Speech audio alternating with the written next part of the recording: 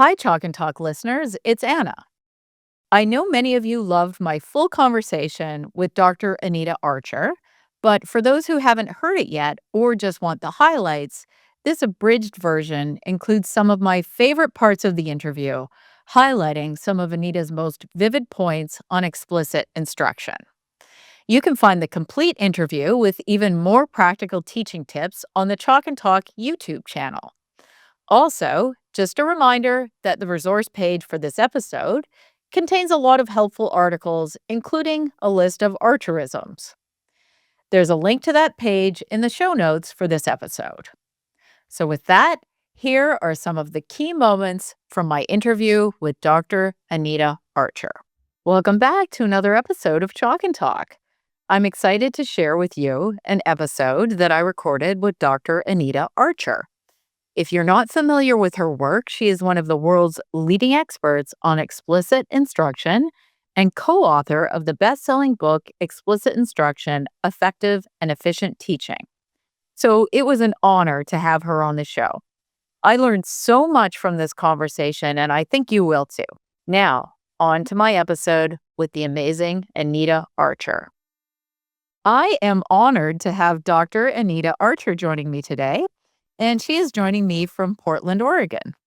Anita is an educational consultant to school districts on explicit instruction, the design and delivery of instruction, behavior management, and literacy instruction. Her career has spanned 50 years. She has taught elementary and middle school students and served on the faculties of San Diego State University, the University of Washington, and the University of Oregon. She is nationally recognized for her professional development activities, having presented workshops and seminars in every American state, as well as in Canada, Australia, and New Zealand. She has co-authored numerous curriculum materials, and she is co-author of the best-selling book, Explicit Instruction, Effective and Efficient Teaching. And I'd say it's safe to say that she's one of the leading experts in the world on explicit instruction. And I am so excited to talk to you today, Anita. It's an absolute pleasure to meet you. Welcome to the podcast. Anna, I couldn't be happier to be here. I've had many, many years where much of my work was done in Canada, and it really is a delight. So thank you very much. And I think you can teach me a lot of math as we go to illustrate explicit instruction. Sure. Yeah. So we mentioned that before the podcast, you're an expert on explicit instruction, and I'm an expert on math. So together, this is a math explicit instruction podcast episode, right? Perfect. So let's talk about a few things concerning explicit instruction today. So how long have you been teaching teachers about explicit instruction? You know, you sent me the questions, and I want to tell you how much I appreciated that, because as a person who teaches other people to teach, being prepared makes all the difference in the attainment of the students. So I have my notes right here. I'm going to be using them so that I can make this both effective and efficient. So I had to look up. I asked myself, when did you teach your first teachers? So it was in June 1974. I was an acting assistant professor at University of Washington, and I taught courses in literacy. That means that I have taught for 51 years teachers. I was 29 the first time. I'm 78 now. And I'm still teaching. In the last months, I've taught 6 week-long trainings on explicit instruction. So this was sort of an opportunity to really nail down the big points in that training. Wow, that's amazing. So I imagine you've thought really hard about the things to really focus on when you work with teachers. So when you work with teachers, what are a couple of the main points that you really try to drive home about teaching and learning? So there's lots, it's really quite complex. There's lots of behaviors, lots of teaching practices. But when I got that question, I thought about it. And the first one I said to myself was basically being certain that teachers understood the relationship between teaching and learning. for all of my work at universities and doing consulting and keynotes and so forth, this has been the major motto. How well you teach equals how well they learn. How well you teach equals how well they learn. So when the students aren't learning, then you must ask yourself, what do I need to do to increase the probability that they will attain this body of information? That there's a direct relationship and a direct responsibility between the quality of our instruction and the quality of the student learning. And so that would be number one. And then number two, no one would leave my trainings without getting the big idea that children will profit from being taught directly, that humans are designed to learn from humans, and that we would teach them very explicitly new information, particularly when they are novices, and that the instruction would have clarity, because oftentimes it isn't clear. And so clarity means the three big C's: clear, concise, and consistent. Clear, concise, consistent. And so they would realize the relationship between teaching and learning, that the students would profit from explicit instruction, that it needed to be clear and concise and consistent, and that it had to be interactive. I say something, you say something, I write something, you write something. And then finally, that good instruction always requires practice, practice, practice, practice. So those are the big ideas, of which there are many details, but that is what I want them to constantly remember as they're teaching any group. Those are great things to stress. Your book, which is great, by the way, it details actually 16 components of explicit instruction. So it reminded me a little bit of Rosenshine's principles. So 16 components of explicit instruction. And this is a big question, and we'll do our best here. But I'm wondering if you can just kind of give us a little overview of what explicit instruction actually is. First of all, Brock Rosenshine, know him, and a very important researcher on instruction. And some of his articles, actually, we will recommend that people read his principles of instruction. But if you look at it, they almost always could be divided into the design of instruction and the delivery of instruction. So the design of instruction, whether I was using explicit instruction in math or spelling or reading or science or social studies, it wouldn't matter the content. But in terms of design, number one, I'm going to teach critical content, something that's useful in the moment, useful in the future. I am going to break it down into to chunks that could be taught, and so I don't have cognitive overload. And my lessons are going to be organized and focused so that you know exactly what you're going to learn. You know, you've seen it being taught and demonstrated. You've seen it and done guided practice on it. And then I am going to have lots of practice to be certain that it moves from working memory to permanent memory.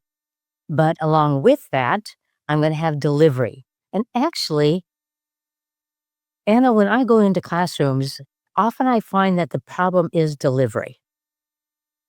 You want to get frequent responses. You want kids to say things, write things, do things. You want to constantly monitor them, scanning the whole group, listening to individuals.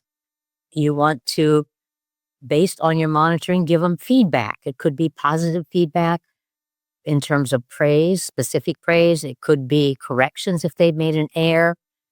And you want to, this whole time, to have a pace that keeps moving along so that you could maintain their attention. So it's attributes of design, attributes of delivery. And no matter who the researchers were on explicit instruction, they often looked at it through design and delivery. Great advice. And I'll back up on the content piece, because that was kind of the first thing you mentioned, is teach the critical content. And I couldn't agree with you more. And so we have a problem in math. And in math, I think a lot of times people are not focusing on the critical content. And particularly in those elementary grades, like kids need to know how to add, subtract, multiply, and divide. Okay. And they need to be able to do this efficiently. They need to, have good methods for doing that. And I think there's a lot of extra stuff that's getting introduced into the math lessons, like multiple strategies, convoluted methods for or kids coming up with their own strategies for doing basic arithmetic. And what's happening at the end of the day is kids are not learning that critical content. Well, let's can just comment on that one part right there. Multiple strategies. See, that would be like if I was teaching you how to write a paragraph and I had one strategy and then another strategy, then another strategy, then another strategy, and then find your own strategy. Now, just by doing that, I'm reducing the probability that you're going to learn it. Versus if I picked one that was consistently used, that we could take to automaticity, that would allow you to do story problems and utilize your information. That would make a huge difference. So I agree with you. That's what I just last week worked with a school district on their program and looking at it through what would be necessary for an optimum math program. Absolutely. And this is an issue. And then the other thing that happens in math is a lot of times people are saying that things that really are critical content actually aren't that important, like memorizing your times tables. Like knowing facts Yep, knowing facts. to automaticity. That's right. In my area of reading, this is what we also have had a long history with, okay, where people said they really didn't need to know letter sound associations, that they would get them if all good books were read to them and they had lots of exposures. No, you need to look at the letter A and say, ah. You need to look at the letters M and say, if you're going to decode words. And you have to have it with automaticity, not just exposure, but you have to do it with speed and accuracy. Lots of similarities. So the other thing is your book title adds effective and efficient. So effective and efficient explicit instruction. So how come? Can you elaborate on that? Well, okay, let's take effective. Basically, effective means that my lessons are so explicit, have such a concentration on the right language and the right amount of opportunities to rehearse the information and retrieve it, that it works. You learn it.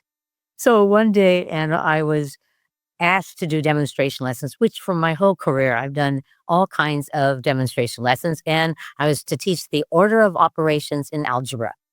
Now, that's not my area of expertise, so I had to study.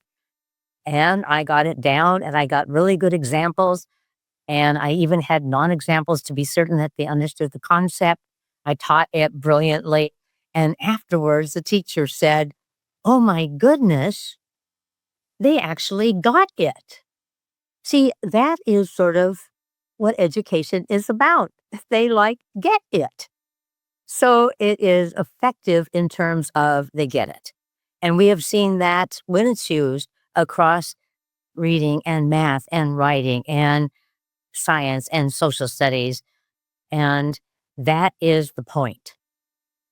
Efficient. See, let's say that I am teaching math, which we have to envision that. And I am teaching a skill very, very well so that the students go to high accuracy and then begin to have automaticity on it. It was efficient in terms of the time and the energy and the effort, both from teachers and students. But here's what difference it makes in math, I presume, is that it sets the stage for additional learning later. If that piece is in place, and we've done it very efficiently, now it's going to be efficient in what we're learning next. And I believe that's even more critical in the area of mathematics. So who does explicit instruction benefit? And so I ask this question. It's an important question because I think sometimes people are under the impression that explicit instruction only benefits struggling learners. So let's talk a bit about that. Is it best for certain subjects or certain ages, or does it benefit everyone? I think the best dichotomy here is between novices and experts. If we define a novice in any area, any age, any subject, any domain, would be someone who did not have or would have little or no background knowledge in that domain or what's being taught. And they would benefit with explicit instruction. And that's across ages. We know it in the primary grades for both reading, math, writing, science, and social studies, but we also know it for algebra. We know it for geometry. We know it for aspects of reading, from decoding of the words to comprehension to vocabulary. So to me, it is pretty much across domains, across ages, across subjects. Now, the question here was, is it only beneficial for struggling students? Well, the word that goes with them is essential. There are no research validated instructional programs in math, reading, or writing that have been validated with discovery for struggling readers. Period. I mean, if they would have discovered it, we never would have met them in intervention. And so they need it. It's just absolutely essential so that they will experience learning, experience success, and move through the curriculum that they have not been able to master. So, yes, it is beneficial to struggling students, beneficial to all students in all ages, in all subjects. And it doesn't matter how old you are, it doesn't matter the subject. That's why sometimes there's this thing that people go back and forth on. We're hearing about the science of reading and does that apply to math? And people will say, well, math is different. No, it isn't. I mean, if you're learning anything for the first time, really, you should be taught explicitly, and that applies to math. So the key is whether someone is a novice learner or not. It's not age, it's not subject. That's how you think about it, right? Absolutely. All right. So we've talked about the what. What is explicit instruction? We've talked about the who. Who does it benefit? And now let's talk about the how. Okay. So we've got a real expert here, and I think you can give us some great tips. The real meat of the lesson, that's the body, right? The body of the lesson. And you refer to this as I do, we do, you do, right? Particularly if you're teaching how to do something. And math, you're teaching a lot how to do something. And so I do it, we do it, you do it is actually wording that I coined in 1978 for demonstration, guided practice, checking for understanding. Because my goal is always to make things memorable. I do it, we do it, you do it. So you coined that phrase. Yes, I did. Maybe I know I coined it as a part of working on this chapter and with some other people who were doing training. So let's talk about the I do stage. So what does good instruction look like during the I do stage? Let's look at teaching how to do something. Okay. So what would it look like? Well, it would look like I'm either going to demonstrate how to do it, model it, or I am going to explain it. And often we do those together. I'm modeling it and I'm explaining the steps as I proceed. And I'm proceeding step by step, very systematically. And so that, and I'm using clear, concise, consistent language during the modeling. So, in addition to basically show and tell, I show you how to do it, I tell you how to do it, and I might even elicit responses where you have to repeat things, rehearse things, so that you are attending and you are with me. And I might do one dynamic demonstration, another dynamic demonstration. Yes. So let's talk about the next phase. That's the we do phase. So what does good instruction look like during that phase? So the we do phrase is actually, I believe, the most important of I do, we do, you do, because it's basically guided practice. I modeled it, I showed you how to do it, I told you how to do it, and now we are going to guide you in doing it. Now, guiding would be, one way to do it would be I could tell you what the step is and have you do it. I could tell you the next step and have you do it, and the next step and have you do it. So that's a lot of scaffolding, lot of support as you are going through it, because I want you to experience success. Now, errors will occur, but I want to optimize success. And then I could even go to, now I'm going to ask you what was the first step and have you do it. What's the next step and have you do it. Next step and have you do it. And that might be, again, numerous times. And then I could go to just reminding you about the most difficult part before you did it. So that, of course, is gradual reduction of responsibility. But sometimes we don't ever give teachers an idea of what it means. I tell you how to do it, and you do it. I ask you what the step is and have you do it. I remind you of the hard part and you do it. Gradual release of responsibility. How about the you do phase? What does good instruction look like during that phase? So you do it now is sort of the precursor to independent work. I need to check you out without any scaffolding of either telling you or asking you or reminding you, so that you can show me that you could do it with at least 85% accuracy if we did numerous problems. Then you could be ripe for independent practice, because we're working on accuracy initially in independent practice, and then in some cases, we're working on rate and automaticity, and then application. So I really need to set you up for enough success so that you will be able to do it. So, what have you observed that teachers most likely get wrong, or that you see with frequency that teachers get something wrong during the body of the lesson? I do it, you do it. That's the most common. And missing out on the whole guided practice, scaffolded practice, setting you up for success. I see. Most common. Another error, when I visit schools, and they often have walkthrough forms that they utilize for giving feedback from the coach or from the principal. And often it says, in this lesson, there will be an I do it, we do it, you do it in every lesson. Well, that's a big mistake. If it's very complex, I might model it today, model it 1 or 2 times, and maybe do guided practice, but the next day we're doing guided practice again. And if it's really difficult, maybe more guided practice before we fade it out to you do it. So it could be over time. And this is where the instruction really differs based on if it is in a general ed class versus a intervention, tier 2 or tier 3. Because I could teach the same thing, maybe. I could teach a strategy in a general ed class. I do it, I do it, I do it. The next day we do it, we're looking really good, you do it. Now we're ready for independent practice. An intervention, same skill.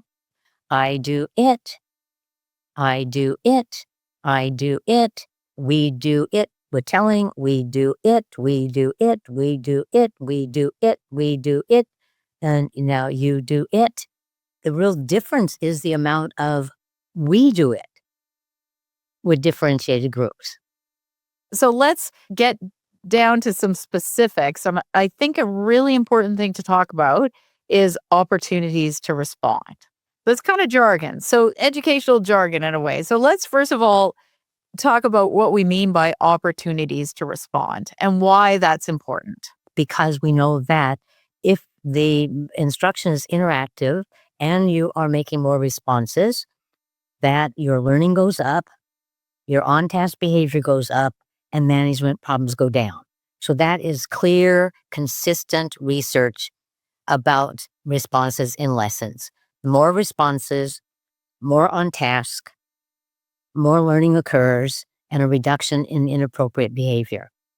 when I work with schools, the most transformative piece is to significantly increase the opportunities to respond. And it is because of more on task, more learning, and reduced behavior problems. But also, if you're going to add responses, you have to know what you're teaching. If you're going to add responses, you have to know what the outcome is. If you're going to add responses, you have to know what wording you're going to utilize. You've had to think about the definition for that word, the steps and how you're going to explain them. So it affects everything else. Number one, there's frequent responses. Okay.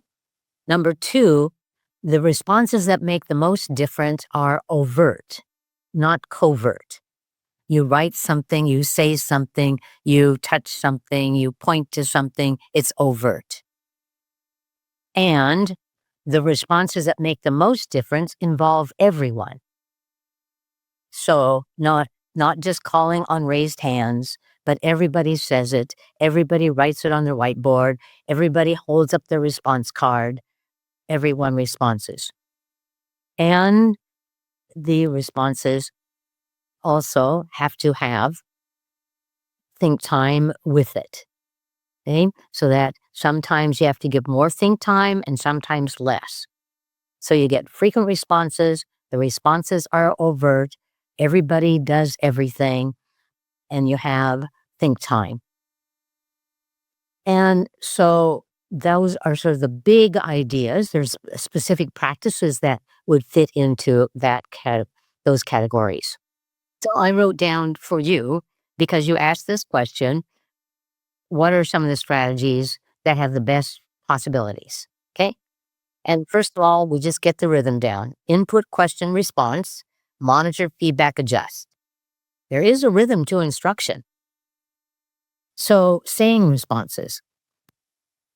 Probably the best research validated practice is choral responses, unison choral responses. When the answers are short and the same, the students say it together upon some kind of signal that the teacher gives. Now, it doesn't matter what I am teaching, whether I am teaching primary kids or middle school or high school or college, there's times when the answers are short and the same, and everybody could say the answers. One of the articles I'm sending you is a review of that specific procedure, which they concluded that if across the world, when the responses were short and the same, the teacher had them say it together rather than calling on volunteers, that it would totally change the outcomes in traditional education. Wow. So, and that one is an article we're going to make available. Okay. So, unison choral responses. They're highly structured so that the students are given a signal like think and say.